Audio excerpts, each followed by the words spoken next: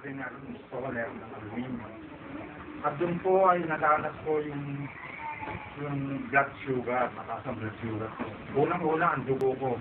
Ang dugo ko po ay 200/120.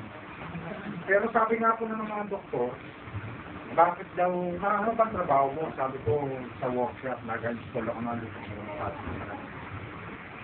So, every Friday po, lagi ako sa ospital. Mamaaksulat talaga po pagka nandun kayo sa abroad, makamamahal po ng mga gamot na ininom po. Ang gamot ko dati nakasabit lang doon, tumating ako. Ngayon po, tinapi ko na. Kasi na po siya. Pinado na. Alam niyo ba ito sa Saudi? Yung cholesterol? Sabi ni Dr. Francisco, yung kilala po yung doktora dyan, pinakita ko po sa amin. Kahit 1,000 po ito. 20 pera na sa cholesterol. Ito po, sa high blood ko, 120 over 200/120. Sabi po ng doktora, 1,200 isang pakitin ganito. Pero mahuhusay po ito mga doktor, mga gamot na to. Puro abroad po ito mga gamot na to.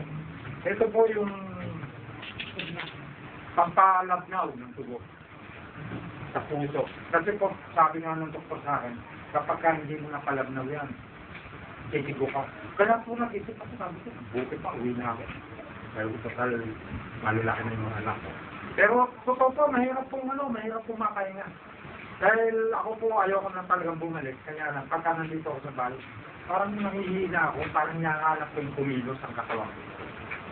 So, ganun po ang nangyari sa akin. Ito po, yung pampalabnaw, nalulungkot ko. Ito, kulang-kulang pong 2,000. Ito sa akin. Sabi nito Dr. Francisco. At mga, apat pong itong gamot na doon. Ito rin po, sa high blood din po. Kamamahal ang mga gamot nito. Pero hindi ko na po siya ininom. Kasi nga po dahil po dito sa bahay.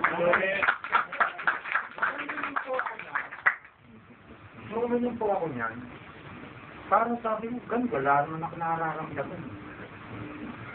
Eh, tinuloy-tuloy ko lang po. Sa umaga, ginagawa ko sa kape, paggabi, bago matulog, para gatas. Yan ang meron pang kapatiran sa akin na nagbigay ng gatas, talagang napakalaki sa kanya. Ito yung mo. Sabi niya, para lumakas ka. Pero may ang nakakadyan po talagang tao, hindi na pala talaga sa ubra sa gatas. Sisentan lang po ako sa hindi nyo man po ako napagkikita noon kasi madalas ako sa labas. Ngayon po, araw-araw na po tayo makikita kasi paperman na po ako dito. So, dahil nga po dyan sa Vitatlas na to, isa sa umaga, isa sa gabi, at hanggang meron kasi ako dito yung digital, nasa sa blood pressure. Ito. Gulat na lang.